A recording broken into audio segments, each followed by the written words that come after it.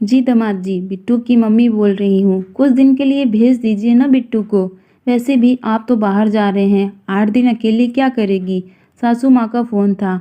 जी मैं तो नहीं आ सकता, आप किसी को भेज दीजिए लिवाने के लिए। अपने गुस्से को कंट्रोल करके बोला मोहित। यहाँ तो कोई नहीं है, ठीक है उसी को बोल देती हूँ, आ जाएगी। बस आपको पूछना चाहती थी, सासू माँ ने उत्तर दिया और फ़ोन रख दिया। बहुत गुस्सा आ रहा था मोहित को, लेकिन क्या कहता, वो भी सासू माँ से। आप सोच रहे होंगे इसमें गुस्सा करने वाली कौन सी बात है? बात है, क्योंकि यह हमेशा होता है।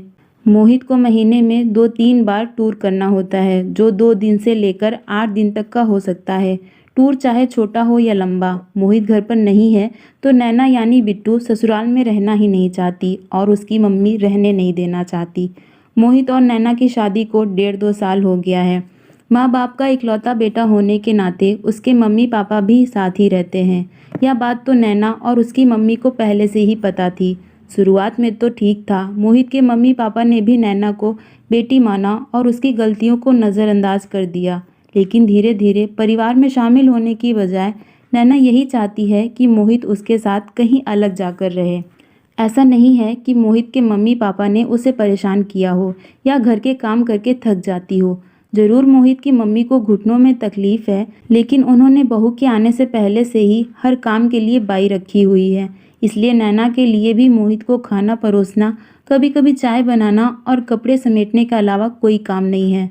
शायद यकीन करना मुश्किल हो कि ससुराल ऐसा कैसे हो सकता है, लेकिन होता है। कुछ माँ बाप सिर्फ अपने बेटे की खुशी देखते हैं, काम काज या खर्च नहीं। शायद उन्होंने यह सब अपने परिवार को खुशहाल बनाने के लिए किया था, क्योंकि अक्सर घरों में काम काज के ही पंगे होते हैं। लेकिन इंसानी स्वभाव को संतुष्टि कहाँ, वो भी तब जब बेटी की माँ खुद उसके घर में ज़रूरत से ज़्यादा रुचि ले रही हो। श्रोताओं को यहाँ भी ऐतराज़ हो सकता है कि लड़की के माँ बाप उसकी गृहस्थी में रुचि क्यों न लें, लेकिन रुचि भी 2 प्रकार की होती है। एक होता है कि अपनी बेटी की गृहस्थी संभालने में मदद करना और मुसीबत के समय काम आना। दूसरी होती है अपनी बेटी को इस तरह खुद से बांधे रखना कि वह कभी ससुराल की हो ही ना पाए। ज़रूर बेटों के माँ बाप भी ऐसा करते हैं, लेकिन यहाँ बेटियों की बात हो रही है, जो चाहे कोई माने या ना माने, शादी के बाद जिस घर में जाती हैं उसकी धुरी बन जाती हैं।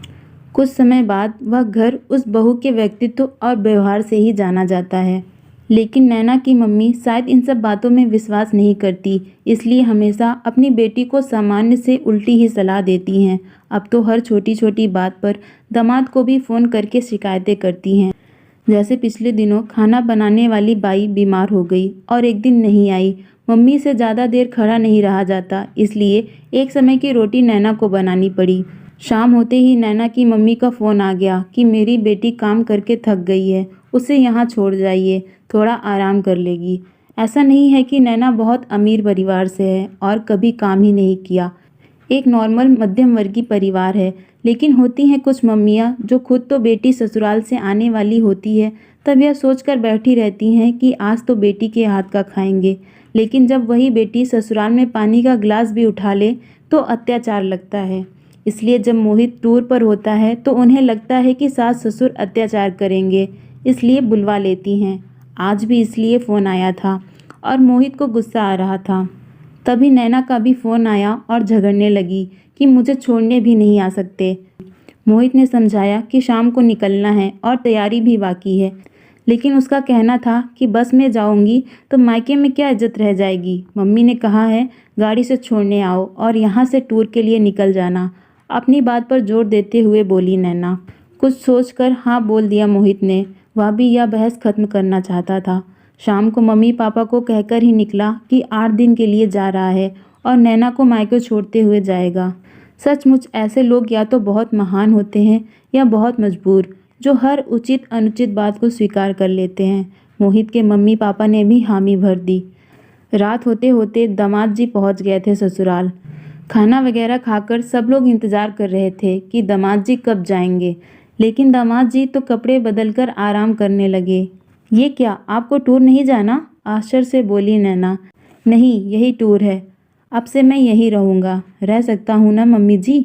पास में खड़ी सासू माँ से बोला मोहित। मतलब आप यहाँ रहने आए हैं 8 दिन के लिए? वाह, हमारे तो भाग ही खुल गए। आपके घर जैसी सुख सुविधा तो नहीं दे सकते, लेकिन बहुत प्यार और सम्मान से रखेंगे आपको, खुश होकर बोली सासू माँ। सुविधा तो देनी पड़ेगी, ज़्यादा नहीं तो कम से कम इतनी सुविधा तो दे देंगे ना जितनी आपकी बेटी को मेरे घर में मिलती है। 8 दिन नहीं, अब मैं हमेशा के लिए यहीं रहना चाहता हूँ। शर्त केवल यही है कि मुझे भी आपकी बेटी जैसी सुख सुविधाएं मिले, मोहित ने कहा। यहाँ पर आपको तो टूर पर जाना था। अब कोई टूर नहीं, नौकरी छोड़ रहा हूँ। अब यहाँ रहूँगा तो यह जिम्मेदारी भी आपकी बेटी को सौंपता हूँ। मैं आपका और आपके घर का उतना काम कर लूँगा जितना वो मेरे घर करती थी, और वह ऑफिस जाएगी, मोहित ने कहा।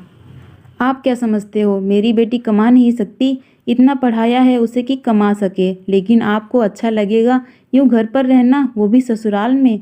सासू माँ बहस पर आ गई।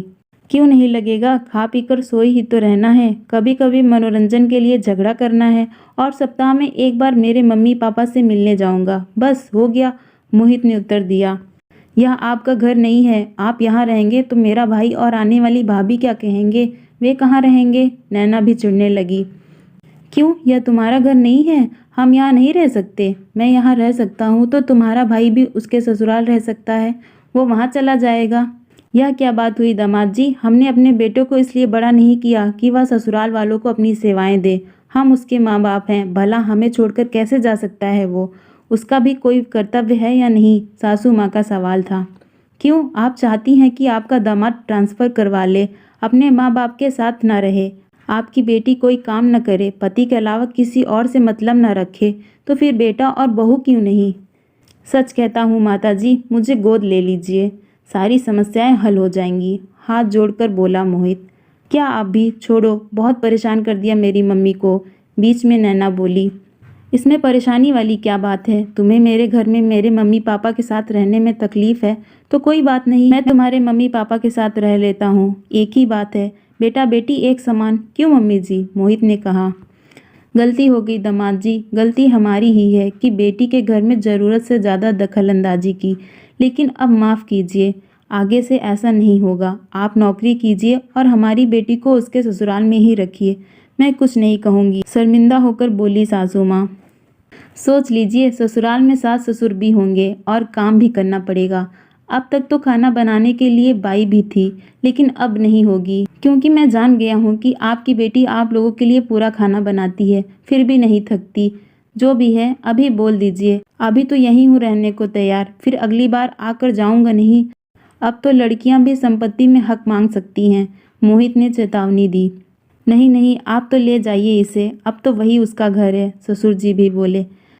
तो फिर तैयार रहना, सुबह में तुम्हें तुम्हारे घर छोड़कर टूर पर जाऊंगा। ठीक है, नैना के सामने देख पूछा मोहित ने, और नज़र झुकाए हाँ में सिर हिला दिया उसने। दोस्तों, आपको ये कहानी कैसे लगी हमें कमेंट करके बताइएगा, और कहानी को लेकर आपकी कोई राय हो तो वो भी हमसे साझा करिए, और वीडियो अच्छा लगा हो तो प्लीज़ वीडियो को लाइक एंड चैनल को सब्सक्राइब कर दीजिए। Thank you so much for watching.